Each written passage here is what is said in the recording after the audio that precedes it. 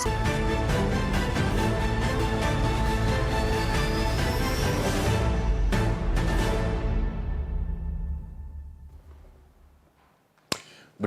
omulungi ali ku program ya Uganda Tukole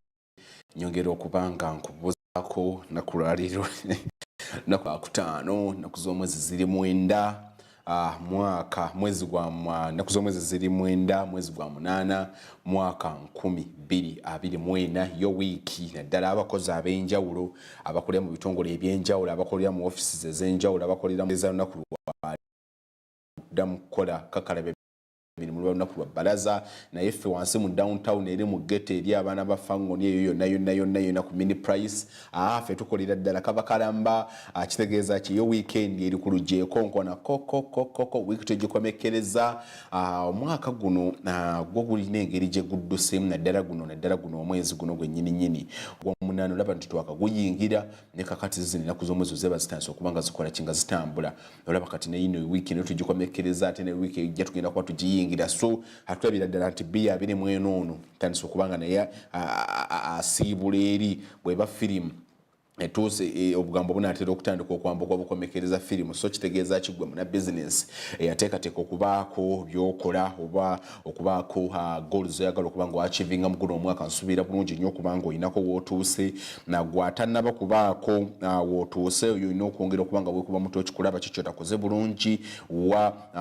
bitatambulire ddala bulungi osobole okuba nga otereezaawo ng'ebintu ama bitambulire ddala malidadsaan mwabali mu kibuga Kampala nnyongera okuba nga mbabuuzaako naye mbeebaza saaza zino musanvu kwa kaita keddakiika 3 abasinga ku mwekiwa mulimu kuya kati budde bwakyamisana bw'abawo akitalo k'amaanyi nnyo naddala waliwo naddala abasinga okuba mu office za gavumenti waliwo naddala bano n'abali mu office ez'enjawulo kasika obudde obw'emisana oba obudde bwa ssaawa 7 buno obutuukira ddala ogenda okulya ekyemisana tadde agenda n'ensawo ye agenda ne kooti ye ng'ayitiramu ddala munamu mulabira ddala ku weekend naye kansubire ekyemisana munange okikwasiza bulungi ayotabya ebitundu ebirala eby'eggwanga mitiyana genda yonna bukomero Fort Poto balafa ab'Ekasese Ishaka Masaka Mbale ate ndowooza kati ab'e Masaka Parliament ejjeeyo wammwe egenda kutuula eteese ndowooza mugenda kuba mujotadde ddala buliro ate tugendera eddala eri yonna ggulu abaana b'e Busia Mukono yonna bamenyani ndekaani mukula eddala omulimu attendo nnyo okuba nga buli kanaku musana muga tugenda kuba nga twekuumira ku lutimbe gaggadde olwa Smart 24 TV neddala program Uganda Tukole tulabe ebifa mu ggwanga abaffe tumanye kikyeteekeddwa okuba nga tumanya tufune n'amagezi business ave tuyinza kuba nga tuzitumbula zitya nga Smart 24 TV tusangibwa ku DSTV Go TV ate era kwoteeka ne ku YouTube atera ne ku yo TV app ku YouTube ogenda bugenzi noteka mu kigambo Smart 24 TV ali no television nosobola okubanga ate otugobera mu lega fema njonge tuteekayo nawe asuba ngoyaga kudda mu recap yone ya program yone jobo yagala oba Smart Minis Business Economic Agenda doboze ly'eggwanga agafa mbyo tubiteekayo nnyo ku YouTube osobola ogenda ate mukwano gwange nosobola okubanga you reverse those shows ate no osobola okubanga ofunamu change out kyoteekeddwa okubanga ate nga omanya kansubye ebitambula eddala bulungi nnyo nako olwaleero mu kibuga Kampala kasana komo ikali ebbugo mu mweriri teriri nnyo ly'amaanyi nnyo naye ng'ebbugo mu mweriri nti wakati abali mu bizinesi y'ebyokunywa akamwenyumwenyu kwekali naye oyina ateekateeka okuba nga ojja mu kibuga Kampala okubaako okusobola okw'enjawulo okweyagala okuba nga okola kiwoguno obudde obutuufu bw'osobola okuba nga oggiramu naddala mu abakyali mu bitundu ebyewalako nga buli mu kujja mu kibuga Kampala okuba nga musobola bwebuno obudde obusinga obutuufu olina okuba nga oggiramu kubanga bwetegereza enguudo ezisinga tokubeerako nnyo kalippagano ka bidduka ate era enguudo zonna ezisinga okuba nga ziyingira ekibuga Kampala naddala muno obudde obw'amalya g'ekyemisana ssaawa 7 ssaawa 8 ssaawa 9 awuunawuuna tiwaba tewali nnyo kalippagano k'ebidduka naye ate wali okutandika 11 okukkira ddala paka ssaawa nga 3 ez'ekiro akalippagano k'ebidduka ku nguudo ezisinga kabeerako olw'ensonga abantu abasinga movement bazikola nnyo naddala mu weekend nga weekend tugikomekkereza abamu baba balita byamaguzi byabwe mu kibuga Kampala abamu baba bagenda mu byalo baddayo naddala abakozi naddala wano nga bw'omanyi nti Kampala it is a business center abantu kula balaza baba bazze kukola akitegeeza olunaku olwokutano baba baddayo oko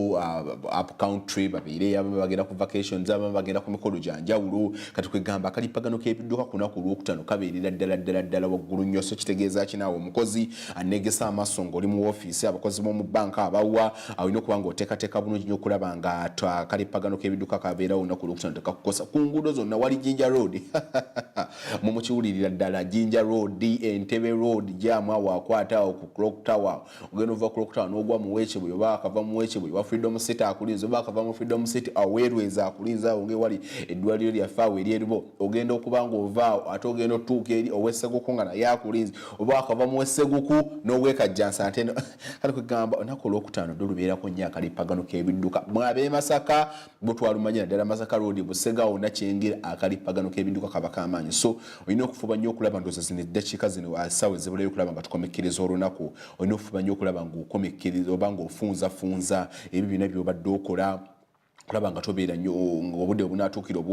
obwokubanga ate onyuka nga munnange osobola okumanya noteekateekamu nnyo nga kuyita ku luguudo bwe nti nga kuyita ku luguudo bwe luti ate ekinyamiza olunaku luno olwokutaano abantu abasinga balowooza nnyo okuluyita mu buppanya kakati ate n'osanga abayise mu buppanya ne baleka zino enguudo ennene zisobola kubeerako gya kati n'osanga ate buno buppanya buno bwe bayitaayitamu obukubo obutonotono obugatta ku nguudo ennene ate bwe buleesi jjaamu nti emmotoka ezifubutukayo ziba nnyingi nnyo so saagala mukwano gwange ate ogambe nti tuwagamba manya nti olunaku olwokutaano ddo n'olwabbalaza lubeerako ddala akalipagano k'ebidduka naye nga mbabuuzaako yo wiiki yo mugirabidde ddala nabategeezaako wano ku bbalaza nti yo wiiki eno tugitandise twagenda okutandika wiiki eno naddala ffe abanyumirwa mupiira nga wiiki etulimu goolo 4-0 tugenza okumaliriza wiiki eno nga ddala ndowooza tuyinza okugamba nti guwedde maliri ziri nnyanya twagenda okutandika wiiki twakijja tuve mu basuubuzi wiiki sabiri yetukubya amabega abasuubuzi bali bagaddewo amaduuka gaabwe waliwo abavubuka abaali beekalakasa abaali balaga obutali mativu bwabwe oli okulwanyisa enguzi tugenda okumalaawo ate tuyingidde wiiki eno palamenti evuddeyo ate egamba nti regional parliamentary sittings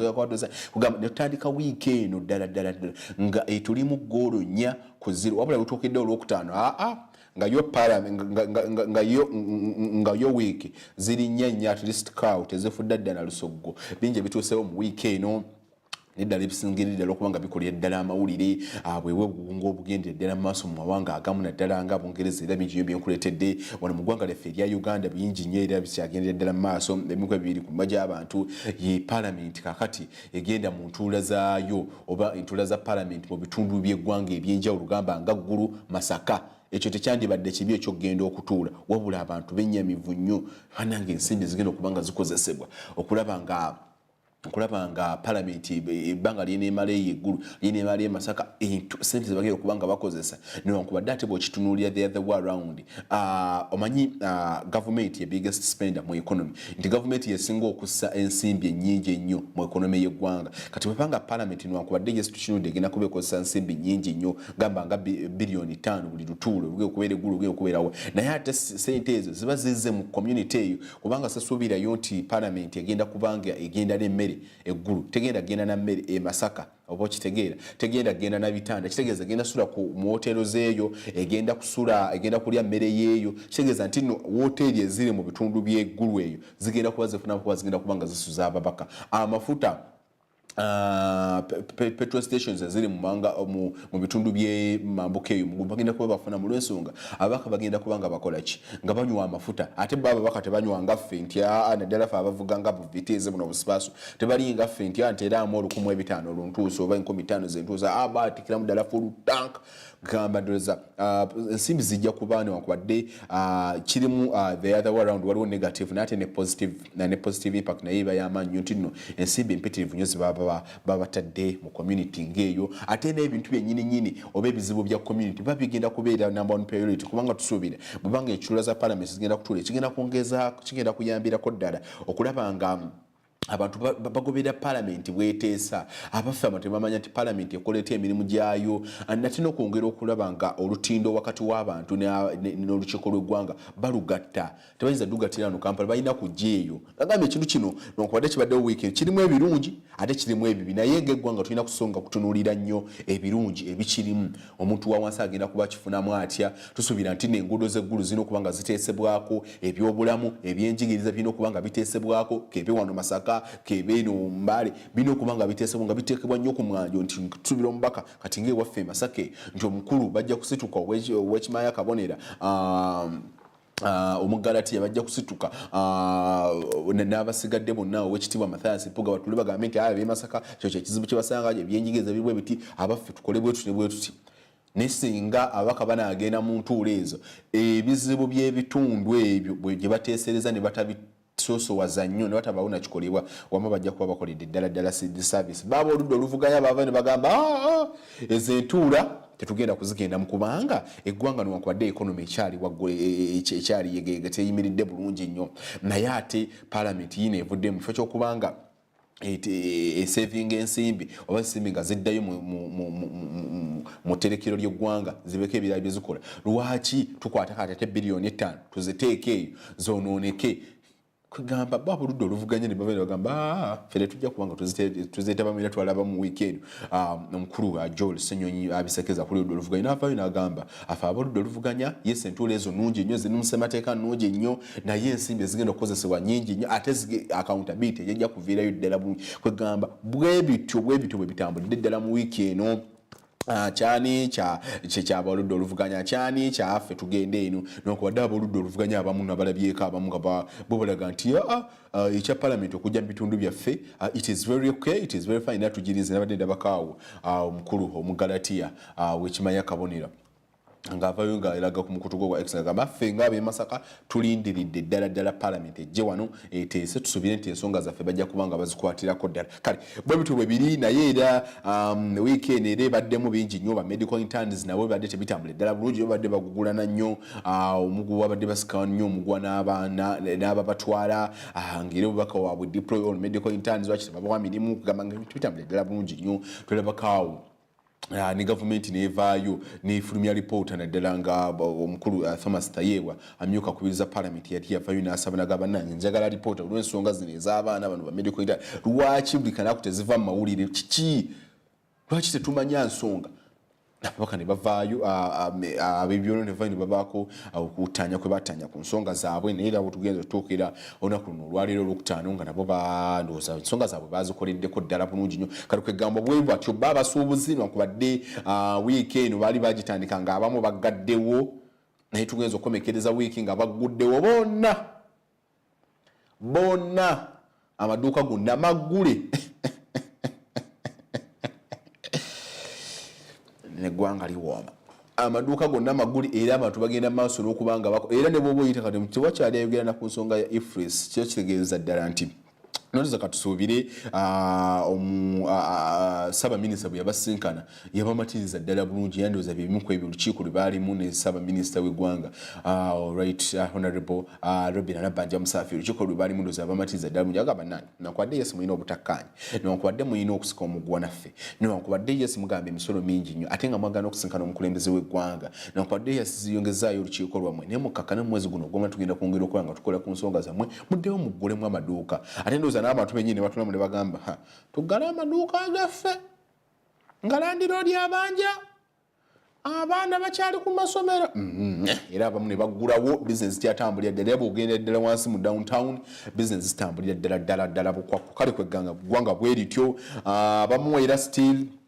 ababaka ba parliament abaali bakwatibwa ku bigambibwa nti benyigira mu buli bw'enguzi okuli omubaka Sese Namuju bakomyewo mu kooti era still weekend okungera okuba nga bawulira emisango gyabwe kugamba mbeera bwetu bweri mu ggwanga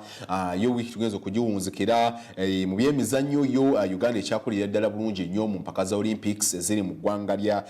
lya Bufaransa mu kibuga Paris twafunyeyo golodi waffe waali wano silver waali so Uganda batukiikiridde omulundi guno bakolidde ddala omulimu gwa ttendo nnyo kubanga batukiikiridde ddala bulungi nnyo naye Ggwanga nga bwe ndikuwadde weekend bwe tutambudde bingi nnyo nange byenza okusena olunaku lwaleero era byoteekeddwa okubanga omanya biyinzagana ensonga zikwemu tooki kakati okwekalakaasa ensangi zino kufuusa okwekalakaasa kuno okuze kubeerawo naddala wano ku lukalu lwa Africa newankubadde wabeerawo obutabankufu mubaamu nnyo obuvuyovuyo mu kwekalakaasa naye waliwo okwekalakaasa kati okugendera ddala mu maaso mu ggwanga lya Bungereza eyo kinajjukirwa nti zaali ennaku z'omwezi 29 omwezi oguwedde waliwo abaana abaavaayo ne battibwa abaana abobuwala ne battibwa abantu ne bavayo ne beetandika ddala kati bali ku nguudo nga boolaba Abangereza bali ku nguudo zennyininyini beekalakasa bagamba nti abannange tukooye okuba nga tusosolebwa lwaki abakulu mu gavumenti okusosola kugendera ddala maaso era ebibiina ebiwereko gamba nga anti-immigration ne anti-racism bali ku nguudo bagamba tugenda kwekalakasa tetwagala bannaye kusosola mu bantu mu ggwanga erya Bungereza mwe tuli mulimu abaana n'ebyana lwaki tusosolegana mu kkala lwaki abaddugavu tebasobola kutambula freely mu ggwanga lino erya Bungereza kugamba lwaki tugamba nti tulina democracy ate nga abantu waliwo abalala kugamba embeera eri mu ggwanga lya Bungereza naye nga bwogibye abantu bakyekalakaasa ebibuga gamba nga Manchester, Liverpool, Birmingham bona abantu bakyekalakaasa kiviiriddeko n'emirimu okuba nga gisanyala ebyentambula ebyentambula tebitambulako ddala deployment mu ggwanga lya Bungereza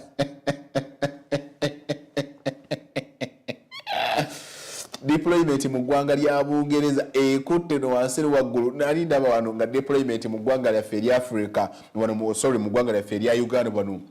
abavubuka bali bavuddeyo nga bagamba bagenda kutambula wano beekalakaasa okulaga obutali mativu bwabwe batambule okulaga nga mu ngeri y'okulaga obutali mativu wano kusatiriza w'eggwanga nga deployment mu ggwanga wano erya Uganda n'endaba egimu ku mikutu egy'amawulire munda mu ggwanga erya Bungereza nga boogera ku deployment naye ne mu ggwanga kati erya Bungereza deployment nene era abaserikale abasukka mutwalo mukaaga be bali ku nguudo ez'enjawulo okwongera okulaba ng'embeera tebayita mu ngalo kuba kati ennaku zino bwetegereza okwekalakaasa bwe batyo bwe batandika mu ggwanga lya Bangladesh bwe batyo bwe batandise nga bagenza okumaliriza bwecwi nga akulembera eggwanga eryo omukyala Hassan nga naye alekulidde ono mu ggwanga lya Kenya bwe batyo bwe batandika okugenda okumaliriza nga setteeserezo w'eggwanga naye bamukoze ki bamulumye kugamba mbeera yo bwetyo era obutegeeza abantu abaserikale kakaaga be bali ku nguudo kwongera kulaba nga bakuuma mirembe naye abantu bakyekalakaasa aba anti-racism ate era kwoteeka ne anti-immigration bo bakyekalakaza bagamba nti kino kikyamu nnyo tetuyinza kukkiriza genda beera mu ggwanga lya Bungereza abantu bonna libeegomba naye nga tusosolegana bwetegereza obusosoze mu mawanga ago ag'abazungu kyagendera ddala mu maaso newankubadde gwali wano mu Uganda oyinza okulowooza nti bukya naye mu mawanga ago agamba nga America tulaba abaddugavu basiba battibwa oba okitegeere abaddugavu basiba battibwa mu mawanga ago aga Bungereza agaali ku lukalu lwa Europe bakyagenda maaso nga bakyasosola kugamba waliwo n'akabinja nga bo bamanyi nti atusosola twagala Abafirika era nga waliwo ne hotels gamba g'Omufirika okola ki wano kwegamba omuddugavu okola ki wano gamba okusosolegana mu mawanga ago ag'abazungu kukyagendera ddala mu maaso kyovula ndowooza newankubadde n'abakivumira bangi era be abali bagamba no fena tuli bantu bamu tulina omusaayi gwegumu lwaki tusosolegana lwaki abaana battibwa bano nga bwenkula z'abawala abattibwa ennaku z'omwezi 29 era abantu bayitirivu nnyo kityataganyiza nnyo ebyentambula gaali z'omukati zityatambula bakola abali mu mulimu gw'okusaabaza abantu tebakyatambulira ddala bulungi nnyo kwegamba emirimu girikwate stand still mu bibuga gamba nga Liverpool, London n'ebintu ebigendera ddala mu maaso era mbadde ndabakaawo abantu abasuubira ddala mu 10 be bakakwatibwa poliisi abakulu munda mu ggwanga erya UK eryoba erya Bungereza bebakakwatibwa abasuukira ddala mu 10 newankubadde kati balina Ssaabaminisita mupya oli Sunak yavaako mbeera bwetyo bweri mu ggwanga erya Bungereza naye mwekomyawo wano mayingire munaffe tukola nnyo wano ensonga ezaffe newankubadde ebye nabyo tulina okuba nga tubikuwa olwo nomunange omanyire ddala nti kati okwekalakaasa ku continent oba okyali wantaffe continent wetu bekalakaasa ate ogenda okusala ngeri beera bwetyo bwekyatambula naye kansuubire okyayitira ddala nkyakutwalira ddala okuba nga nkuyisa mu ssaawa zino 7 ndaba kwakayitako ddakiika 2 mukwano gwange ekyemisana okifunye gwe sofa nga obifuniddemu ddala ebirungi nyongera okuba nga nkwebalizaako Katonda ddala olunaku luno olwaleero oba wiikeeno nga mma nkutambulidde ddala ngaabo wagibala ekitiibwa kiddire eri Mukama kati ab'ekitongole kya UBOS atujjukira nti mwezi gwali gwakutaano bagenda ne bakalinga out census ne babala abantu era bakozesa bannansi bannayuganda ab'enjawulo ne beefumba bafuna emirimu egy'enjawulo ne basobola okuba nga babala abantu kaakati era twagenda okulaba omwezi gwalinga gwa 6 awo ne bavaayo ne batuwa ku bimu ku ebyakava mu kubala abantu ne batulagira nti abasajja batono nnyo abakazi bangiko ku basajja ate bannayuganda basukira ddala kati miliyoni abali basukira ddala mu miliyoni 46 kwega ne batuwira ddala statistics awo ne batulaga n'ebitundu ebisinga okubeeramu ddala abantu nga no Kampala ne mu bitundu bya Buganda biyinda kumpi miliyoni 11 ne bidduwa ebitundu bya Busoga ne batuwira ddala ku bimu ebyakaviira ddala mu kubala abantu naye nga no ku lweggulu bavuddeyo ne batangaza bagamba bannange abakozi be twakozesa twabasasula abo be tunanaba kubanga nga tubasasula ne ddala abenyigira mu kubala abantu tunanaba kubanga tusasula tebanaba kubanga bakomyawo taabu zaffe awulira waliwo ezo taabu ze bakwata kati ng'eno nga gye bakozesa tebanaba kubanga bazikomyawo ate ekyokubiri ebiwandiiko byabwe byebakwatako tebikwatagana omuntu yatuwa enamba y'essimu erimanya malala njagala nange nsooke nkwekuba naffe bano abayubos nga bongera okutangaaza ku nsonga eno ey'okusasula abakozi be bakozesa mu kubala abantu n'okwongera okuttaanya ku nsonga nga bwe zitambula ddala mu kitongole kino ekivunaanyizibwa ku bibalo mu ggwanga kome mutandikiraawo. Friends whom I always interact with on a daily basis. First of all, I send you great greetings from the Executive Director, Uganda Bureau of Statistics, Dr. Chris Mukiza. He sends you warm greetings and he appreciates your endless support towards the development of statistics in this country and of course ensuring that our citizens are always updated about the statistical programs and its products. Ladies and gentlemen, on Thursday last week, we held a press conference, and of course since then, we have been able to gather a lot of feedback from the public and from quite a number of key stakeholders. And the issues came up basically on the payments of enumerators, supervisors, service providers, but also the members of the local government who actively participated in the census 2024. Allow me to put it clear on those issues that I've talked about, but also on the issue of training. There was a miscommunication that we read from some sections of the publications that came after that day. Ladies and gentlemen, the government of Uganda supported the census activities to a tune of 328.74 billion shillings. And this money was indeed sufficient to undertake the census activities. Now, the issue on training, the Bureau spent 61.72 billion shillings in the various levels of training.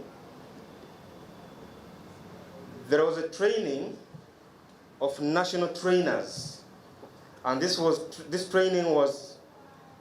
given to the experts who were of course given refresher courses to train district and city level trainers. And under this category, the expenditure was 59.6 million, not billion shillings, but million shillings. This training took place at the headquarters, at the Bureau, and of course, we termed it as Tier 1 level of training. When it came to Tier 2, this is the training of district trainers, and the training took place in Munyonyo, and so many of you here do remember that. And this is where we trained what we call the district census commissioner representatives, but we also trained the district census officers and their assistants and the district IT officers who were of course very instrumental in managing the digital census processes in the various levels of government at the local government level. This training, the expenditure was 2.78 billion shillings. And that was the expenditure at that level. We had what we call the Tier 3 training, where the government spent 5.87 billion shillings. And this was training of sub-county supervisors, but also it involved training of sub-county and of course town council supervisors. They were involved in this training, and that expenditure rated at 5.87. Now, the Tier 4. The Tier 4 training involved training of enumeration supervisors and their enumerators. This training was basically at sub-county and town council level. And of course, this was where we spent quite a big sum of money, because you know we have so many sub-counties in the country, but we also have so many town councils. But it also involved so many participants, the enumerators and their supervisors. There were many. And here we spent a total of 53.01 billion shillings. When you add all that, you will come to 61.72 billion shillings. But now, at each level of training, what we may have to understand is that there were a number of things that were involved. We had people who were training, who needed to be facilitated. We also had to pay their food. And of course, at the sub-county levels, we're spending 15,000 shillings on every enumerator to have the day's meal. Then we had to spend some cost in hiring the projectors, transporting, the fuel refund, for the trainers, for the district officials. This was at the sub-county level and at the town council levels. So when you put all these sums together, then of course maintaining the training venue, you have to make it clean for the 9 days. And of course their allowances were 10,000 shillings, which totaled of course to 90,000 for the 90 days of training.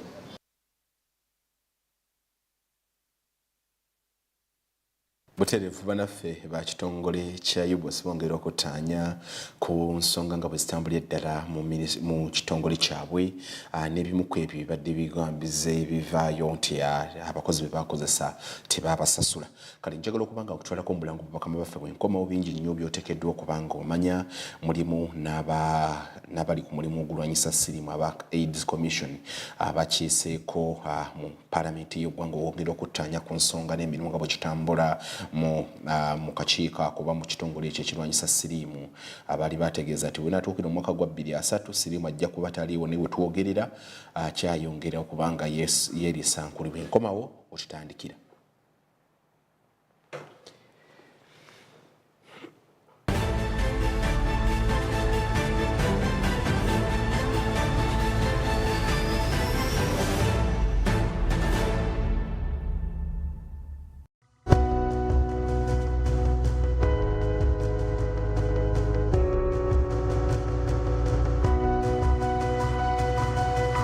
Smart 24, driving business. Cooking oil like no other makes your meal so sweet and scrumptious.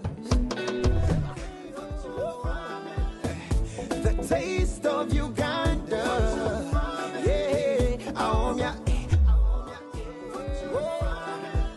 the taste of Uganda.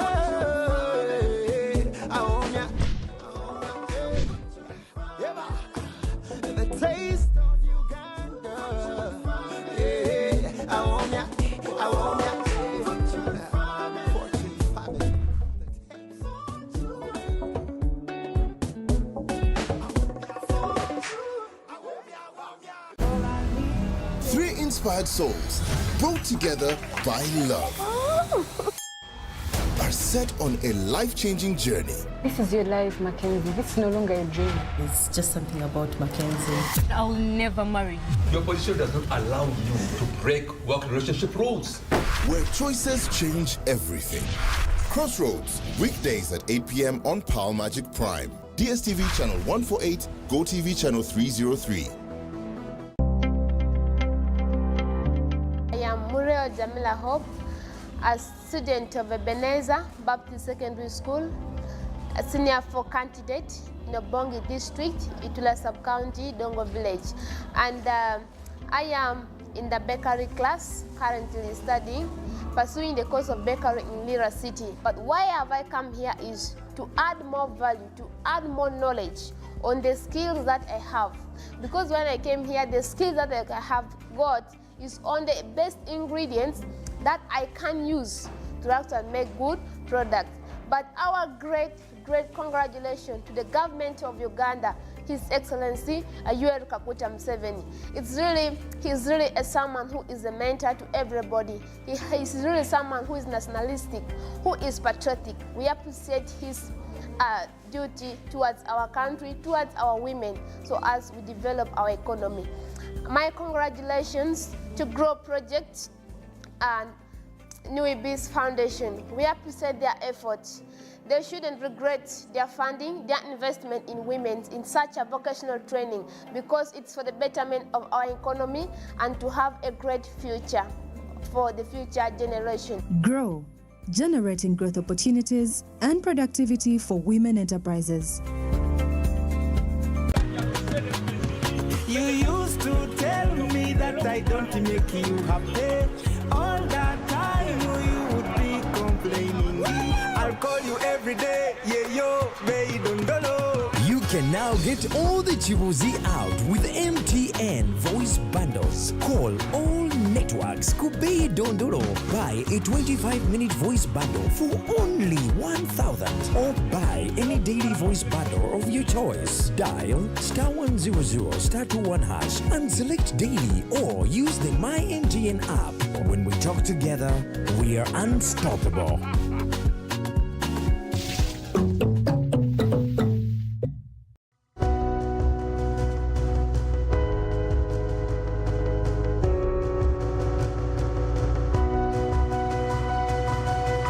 Smart 24, driving business.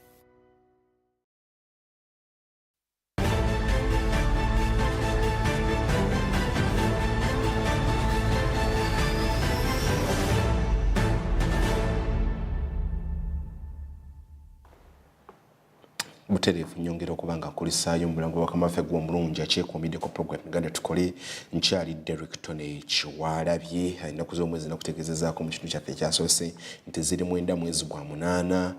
mwaka 2024 era dakiika 33 ezakayita ku ssaawa 7. Kale kakati waliwo omwoleso gwategekeddwa gw'omulundi ogwokusatu ogw'okwongera okukenneenya ku by'okuzimba. Ddala ennaku nsangi zino tulaba ebizimbe bingi nnyo, baba bakakizimba ogenda wayitawo emyezi ng'ebiri nga kizeemu enjatika, ogenda okulaba ate kiribadde bakizimba nekiyiikamu, naye ng'ebigenda okwetoloola bw'otyo ogenda okuddayo nga olutulina kuddayo ku bizimbisibwa ebirina okuba nga bikolebwa. Kati omwoleso guno gwaddi wa mulundi gwakusatu gwategekeddwawo guyindirawo ku kibangiriza ky'abannamakolero, era yaguguddewo yabadde minisita w'eby'ettaka n'amayumba Judith Nabakuba we yasinzidde n'asaba ddala bamusigansimbi okwongera amaanyi mu kuzimba ebizimbe naddala amayumba, olwono kiyambeko okututumbula Uganda mu byenfuna, ate era kwoteeka n'okumalawo ekizibu ky'okuba nti amayumba mu ggwanga muno matono. Njagala nsooke nkuwe ku mbeera nga bwe yabadde awo, nkomewo nkuwe kyoteekeddwa okuba ng'omanya naddala gwaliko program Uganda Tukole, nakiki kyoteekeddwa okuba ng'okola naddala ng'omanya ng'ogenda kuba ng'otandika okuzimba yabaffe ebizimbisibwa ebirungi, olina kubimanya otya? Kankomewo. Bavudde mu Buyindi, Bawarabu abaleese ebintu ebirungi, era tusuubira nti abantu abagenda okubeera mu mwoleso guno bagenda kuyiga. Bannayuganda bagenda kulaba abavudde ebweru, companies ezivudde ebweru zikola biki, ate basobola batya okukwatagana okuganyulwa mu ebyo ebikoleddwa, n'okulaba nti ebintu byaffe ebikolebwa byongerebwako omutindo, n'okubeera nga si bya bbeeyi nnyo, kubanga tulabye nga companies zino ezizze zirina ebintu ebisobola okubeera nti bituukiriza oba ebintu ebisobola okuba nti biyamba maketi yaffe yonna, omuntu asookerwako n'abantu abawaggulu. N'olwekyo tusaba bannayuganda mujje mulabe naddala mu abeetaaga okuzimba, nzimba mayumba, tuzimba factory, tuzimba masomero, ne government okujja okulaba biki ebiriwo ki gye tusobola okuba nti tukwatagana. The construction sector accounts for more than 12% of Uganda's GDP and has grown steadily over the past 20 years. The role of the building sector cannot be overemphasized when it comes to the country's development. It drives development by constructing essential infrastructure like our roads, railway, schools, hospitals, etc., while addressing our critical housing challenges. In the building and construction sector, it's not that there are things which are lacking or there are things which are missing. It's just that our aim is to make sure Ugandans get access to the latest products, machinery and technologies. So something that takes maybe 3 months to make can be made in 1 month. So that is the main purpose out of it. It's not that we don't personally feel Uganda is lacking that much, but it is something to just speeden up the process of the advancement that is going on in the sector. I noticed that we have it's been for decades we've been using the same kind of flooring, and ceramic tiles, porcelain tiles are very slippery. People are always falling down on them. People are getting hurt with them. They're very costly also, and they don't look the best because times have changed. So I saw an opportunity there, and I decided to delve more into it and then create a bigger product line around that. I would also plead with your government that now we have an AFCFTA, which is the Africa Free Trade Continental Zone. So it shouldn't just be Uganda. Respectfully, you should open it up so that all Africans, because I'm coming from Ghana, so that all Africans among ourselves we can trade, so that it will be buy African and use African products, not just Uganda. Because you might need something from Kenya, Kenya might need something from you. It will be good for us to break down the borders of Africa, for us to become one people. Because as I've been in Uganda since Monday, and everybody I meet shares a similar name with somebody from Ghana. The food I eat is no different from Ghana. So I believe we should be one Africa and one continent. We should be one Africa, one continent, yeah. Ndowooza nageraawo nsonga ntuufu nnyo lwaki bali abazungu bo beeyagala nabo abachina bo beeyagala naffe lwaki wantugamba nti Africa is one. Ntera nnyo okulaba omukulembeze geno kati omuduumizi w'amagye gonna yayitira okuyisa obubaka bwo ku mutikutu omugatta abantu gagamba nange wano mu East Africa border zino zaateekebwawo nnyo bazungu naye nga ffenna ogenda okulaba ng'oli waliwo erinnya kati nga ffe bannakenya batumba mukasa ffe tulina kubanga naffe nga Africa tuli ggwanga limu kwongera okulaba nga ebyamaguzi bitambulira ddala amalidadisa naye nga gubadde mwoleso gwa mulundi gwakusatu ogw'ebizimbisibwa ennaku zino kati ebizimbisibwa ennaku zino byongedde nnyo okubanga bikyupulwa amabaati ogenda okugagula nga bagamba ati agana amabaati malungi nnyo ogenda okugateeka waggulu ku nnyumba yemaze n'okusereka wayitawo omwezi gumu ng'amazzi g'olembeka gonna gajjuddemu langi ava ku mabaati ogenda okumalako omwaka mulamba nga langi yenna yali ku mabaati nga yasimbuka ogamba ennaku zino ebizimbisibwa byongeddemu okubanga bikyupulwa seminti neba mukyupula emitayimbwa bagikyupula kwegamba embeera nga bwetyo era ndowooza y'okwongera okukubiriza abantu neddala mwenna abali eyo neddala nga muteekateeka okubanga muzimba emyoleso nga gyo gibayambira ddala muyitengayo kubanga abakugu babeerayo ne bakunyonyola ati apo bogenda kuzimba bwoti olina kukozesa bwoti ne bwoti abamu komugana ne mugula ne bbulooka naye nga ne bbulooka tezajja zigenda okujja bwoti nga amazzi gaziyita mu buyisi ng'ebintu byonna bbulooka birerya so tufube nnyo okulaba nga emyoleso ng'egyo tugijjumbira olwonna ebintu bitambulira ddala maddasa naye ng'okyalumira bulungi program Uganda Tukole nzedde tubeerawo kuva bbalaza okutuukira ddala kuva bbalaza ssaawa ziba 7 okutuukira ddala lunaku lwakutaano atandika ssaawa 7 paka ssaawa 9 nga Smart 24 TV osobola okutugoberera ku mikutu gyaffe emigatta abantu omuli Facebook, Instagram ate era kwoteeka ne TikTok oteeka mu test kigambo Smart 24 TV osobola okuba nga otugoberera n'omanya ate era osobola n'okuba ng'oteekayo ekibuuzo kyo kyonna ky'oyagala oba okuwabula okweyagala okubanga mu bizinesi yo oyagala kumanya otya bizinesi yo bweyinza okubanga amagoba geeyongera byonna eno TV yabya busuubizi era tulina ttemu nene nnyo esobola okubanga eddamu ebibuuzo byo mu ddakiika n'otasukka mu busekendi wabula nga wafunidde okubanga kyoddibwamu ate era site osobola okutugoberera ku mukutu gwaffe ogwa X ateekayo nnyo amawulire n'omulamwa gwaffe gw'osobola okubaganyako ebirowoozo n'endowooza eno tubagisoma mu mawulire agafa mu by'obusuubuzi agabeera wano ku ssaawa emu ate ba ne programu bitirivu ate sokoma bukomi kubanga otugoberera wano ku Smart 24 TV wabula tulina ne bannaffe abalala bwe tukolagana wamu era nga group y'emu Smart FM ate era kwoteeka ne NBS radio nosobola okubanga ebintu bitambulira ddala amatidadi sana kansuubiri ekyemisano maze okubanga okifuna mu ddakiika eno eyaana eyazakayita ku ssaawa 7 ekyemisano maze okubanga okifuna nabagenda obugenzi okubanga muli omanyi kati mulimu ab'amakampani nga bo manene nga bo bagendera mu shifts na shift esooka avuddeyo naawe ogenda n'abali mu office ez'enjawulo kiwakati abasinga ali mu kukwatamu wano fayiro ali mu kutereeza ayagala kwagenda bwati okulya ekyemisana takomawo ayitire n'abaana mu abakolera mu office naye nga batumiddeko nammwe abakolera mu banks ez'enjawulo nga mumujjako saawundi ddala abamu banko basanga kasaawundi kale mu 2% ogamba ne bano bakola batya naye embeera bwetu kakati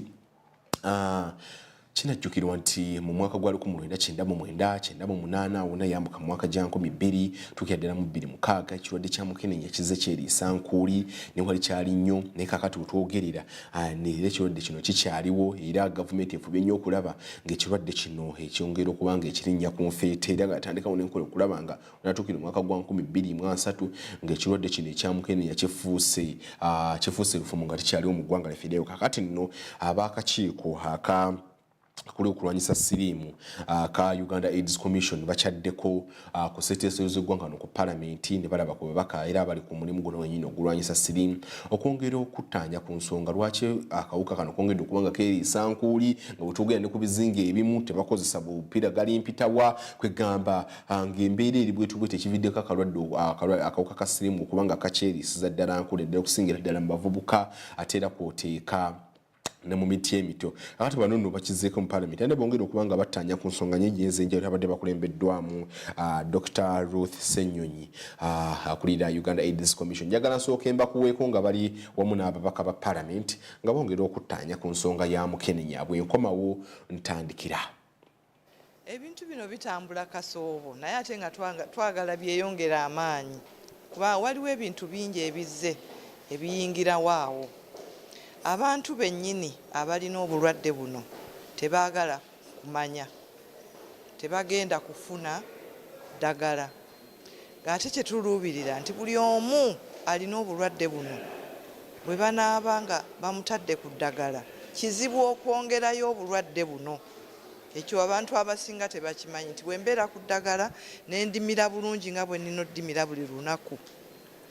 okukwata akawuka kano n'enkawo omulala kifuuka kizibu kyetwagala okuba nti tukwata nti buli omu atesitinze agenda afune eddagala naye abantu tebatesitinga batya abalala bamanyi nti bo okubanga mukyala we yatesitinga ali negative naye ateekwa okuba nga ali negative tulina bano betuyita ba sex workers ba prostitutes bagenda mu bantu bangi nnyo akati bwakwata ono nakwata oli ogenda okulanga obulwadde butambula so kakati ffe aim yaffe kukwata abantu ngaabo ne tubayigiriza ne tumugamba nti ogenda kwegatta naani okoze eki omanye obulwadde bw'olina ate okozeewo ki okukyusa ekintu ekyo tunulira data etulaga nti era abantu abakyafuna obulwadde obupya abakafunye mu mwaka guno era abakyala basinga abaami era abawala abato basinga abakazi abakulu speed gye bafunirako akawuka ka mukenenya bwe tuba tulina okulwanisa akawuka ka mukenenya tulina okulaba nti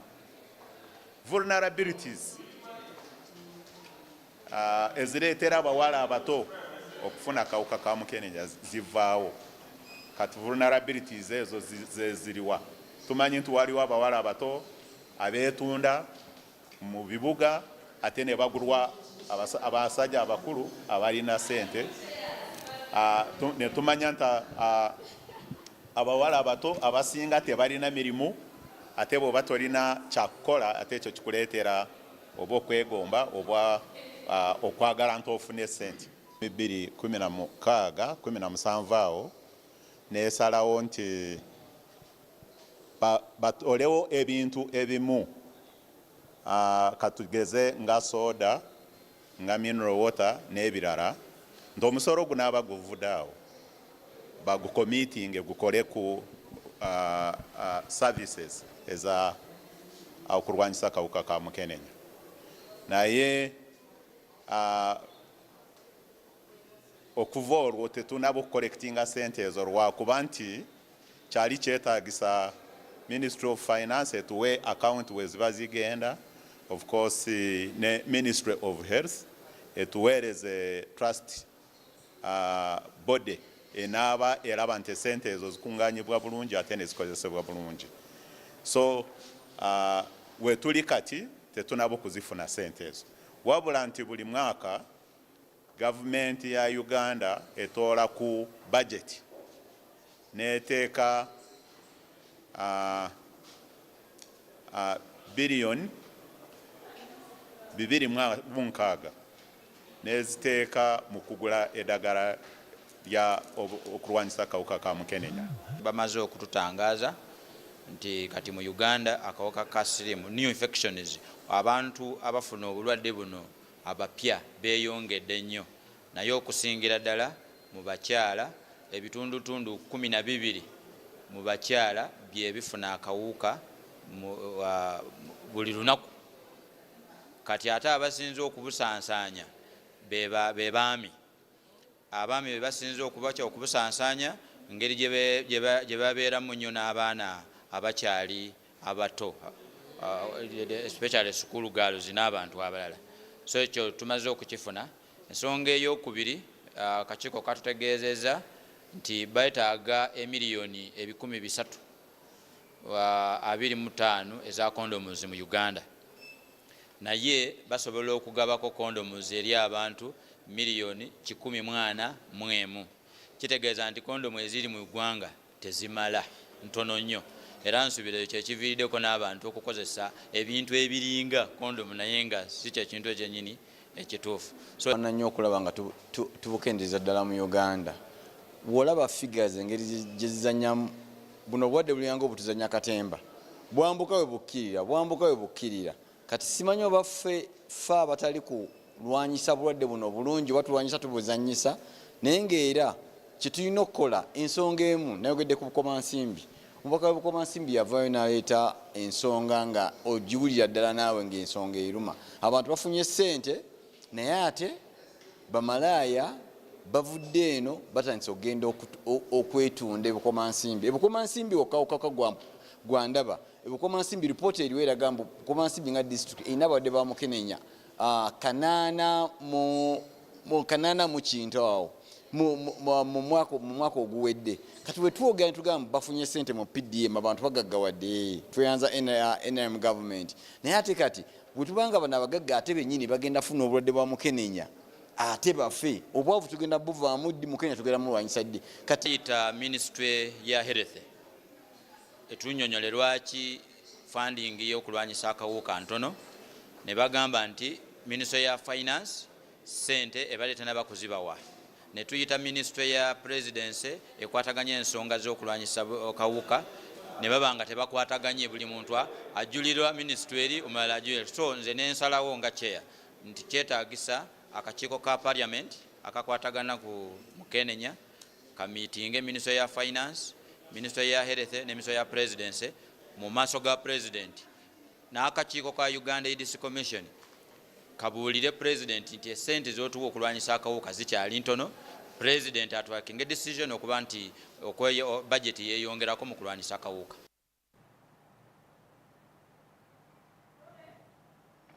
Buterevu omulungi ali ku program Uganda Tukole, ndowooza beewuliriddeko ddala ababaka aba AIDS Commission wabadde basinkanye n'ababaka bongera okuba nga batendegera okukozesa omukisa guno bakubiza tugenda mu weekendi. Tufube nnyo okulaba nga bwetuba twesanyusa mu ngeri eri, tufube nnyo okulaba nga bw'oba nga munnange teweekakasa sitasi ya muntu gy'ogenda okuba nga osanyuka naye mu ngeri eri, tufube nnyo okulaba nga munnange oyambala akapiira kagali empita wanze naawe tusobola okuba nga tulwanyisa obulwadde buno bwa Mukenenya. Abakulembeze bayitirivu nnyo, tulaba ne Ssaabasajja Kabaka enseba tukubiriza ddala ffe abasajja okubeera abasaali mu kulwanyisa obulwadde buno bwa Mukenenya. Awe kaba tekaliiko akazannyo tekuli ddala abakyala kutuuka awo mwaba alina okuba nga muli basaale nyoga kaba tekaliiko nedda kati ngegenda mu weekend abaana bagenda kuba bagenda mu mabbala abamu bagenda kutambula balyoka ne basanyuka village excitement ne banga eri waggulu nnyo. Tufube nnyo okulaba nga ensanyuka bwe tusanyuka nga ate siko kagali mpita kali wano ate naye bwoba oyina fuba nnyo okulaba nga mukwano gwange omiredde ate tufume nnyo n'okulaba nga twekebeza kubanga bwewekebeza ne bwobanga wakakafuna abasawo balina engeri gye bakuyambayambamuuko ne bakubudaabuda ne bakuba nga bakuwa n'empeke nosobola kuba nga tokasiiga abantu balala tufume nnyo okulaba nga nze naawe naddala ati mu kulaba program Uganda Tukole eno ofuba nnyo okulaba nga tobaako mulala gw'osiiga ate bw'oba oyina tumire eddagala tusabe nga tulwanyisa akalwadde kano akamukene olabe nga natuukira omwaka gwa 2023 ng'akalwadde kano akasiriimu oba akawuka kano akamukenenya akafuuse lufumo wano mu ggwanga lyaffe erya Uganda. Ate bwe tweyongerayo Busoga eyo bali mu wiiki y'abavubuka yagguddwawo wiiki eno era bali mu kuyiga mirimu mingi nnyo egy'enjawulo naddala egy'ebyemikono kijjukirwa nti ebitundu bya Busoga bye bisinga okubeeramu abavubuka abayitirivu naddala abatalina kye bakola mulina omusanga nga muvubuka naye nga talina kyakola buli akeera bukezi kutuula obutuuzi so bali mu wiiki yaabwe y'abavubuka neera balina mu wiiki eno mingi nnyo bye bali mu kubanga bayiga naddala ebyemikono njagala nsooke nkuwe ku bannaffe bano abali e Busoga eyo ate nkome mutandikira. So ndikwenda nkobe nti ewiiki yaife tugendebeemu emikisa era tugigwirewo officially. Aye ebyamagero bino bisooka kubanga iwe mwene ng'omuntu oli kwenda okubiwulira oyenda okuba part of it oba byamagero biri kuidda bwidde nga bali kukaka nti idde eno owulire oba obeeku nikyokola. Ekyo ekigambo nekyasookeirwaku mpulire wano mukulu Chris ng'akoba ati mwine gwatambwire naye Titus behavioral counselor or something like that specialist banayira saala dakonda tubasabire busabire okusaba tikukagasa nga titusitukiiremu imwe abali wano ndikubeebaza ino olw'okwidda banange okubaawo nimuwulira kubanga tutandise butandike wiiki yoona tujja kubaano nga tukola ki nga tukola ebintu eby'endawulo kingemye ine ennaku baseba aba USAID nimwe aba health workers ba partners baife okubanga omwana alwala mukenenya yaba munumba yakoba ati muliraanwa ali muloga muliraanwa yatuloga ati batwendeza twenda kusenguka ni wano asenguka yali senguka na bulwaire mindset change mwedi mu activities ze tulikola tuligaba omusaayi ogwo twakuba nti nga bavuuka tulina etafali twenda okwongera ku Busoga kuno abavuuka mu malwaliro gaife tuzira mu musaayi twakuba tinga tulina balala ne banaife aba Uganda Red Cross tujja kubanga tusonda omusaayi.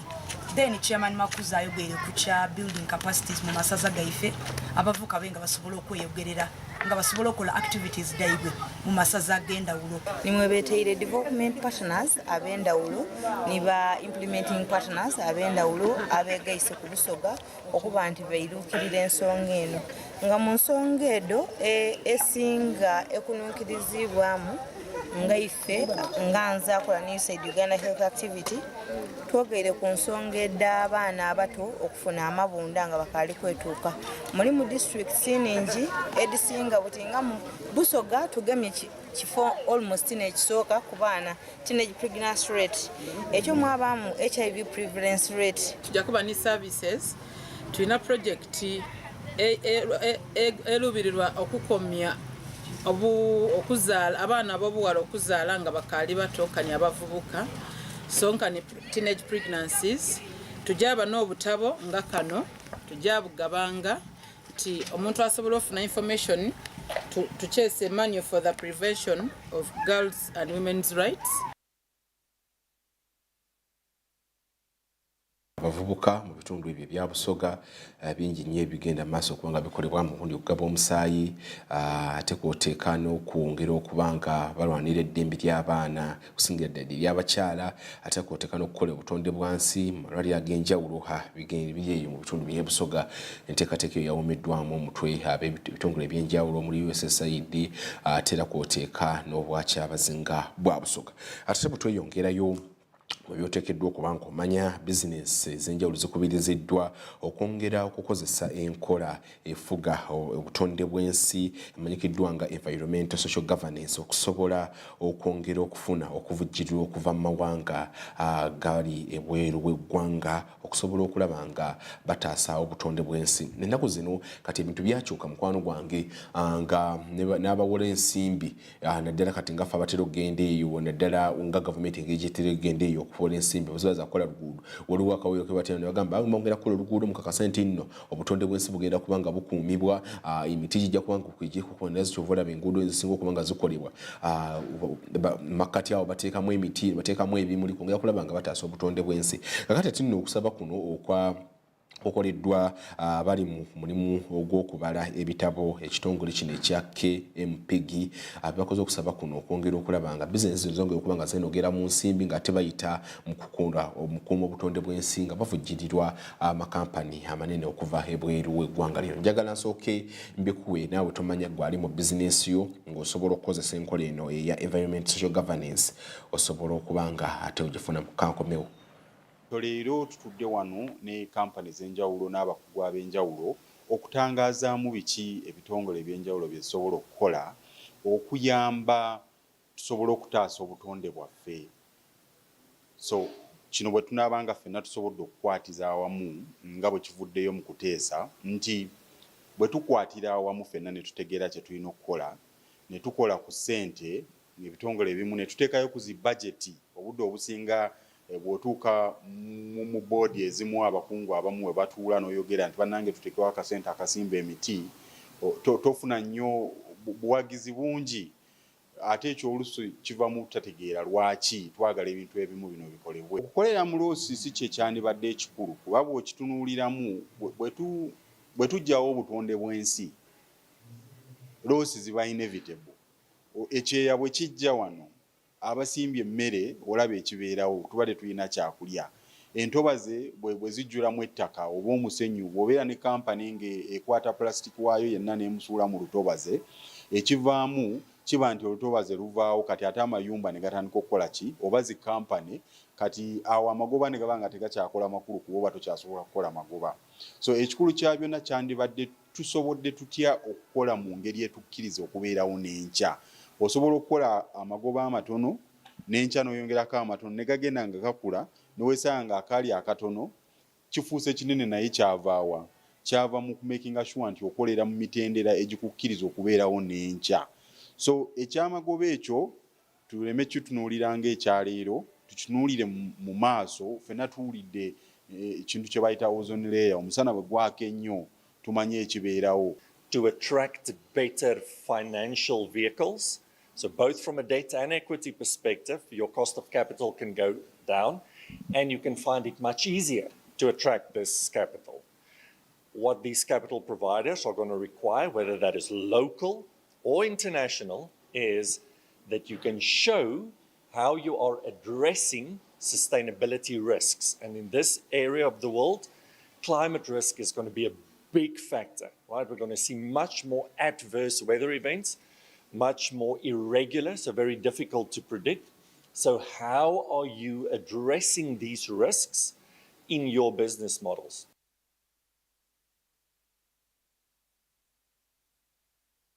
Tumenye okulaba nga tukulembeza nnyo obutonde bw'ensi gwe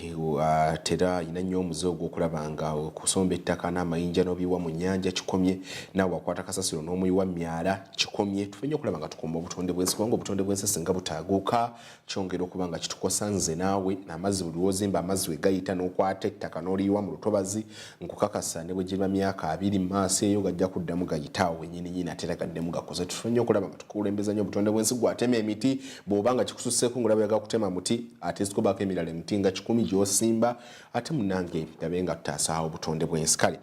saagala kubanga nsukka wano njawo kubanga mbaagaliza weekend ennungi nja kubanga bagaza weekend nnyo bagenda mu byalo bagenda okubanga mutambula ddala bulungi temunywa ne muvuga mugoberera ebitala by'oku nguudo bagenda okubanga mwesanyusako mu ngeri eri endala batera okugendako mu mabaala temunywa nnyo ate ne musukkawo naye ate ekisinga mu byonna tufumenye okola nga tukozesa nnyo obupiira bugali mpita bwe batasobola nga kikususeeko nnyo nga tosobola kwekomako fumanye okola nga okozesa nnyo akapiira kagali mpita tulabe nga tulwanyisa ekirwadde ekyamukene nnyo kubanga kifuuka namulanda ng'amabeere g'embwa ku lw'ekitongole ky'amawulire wano ku Smart 24 TV nja kubanga nkwagaliza ekyemisana ekirungi tosobola gafa mu by'obusuubuzi ku ssaawa emu binyo bitukyakola nze Director Nekiwalabi.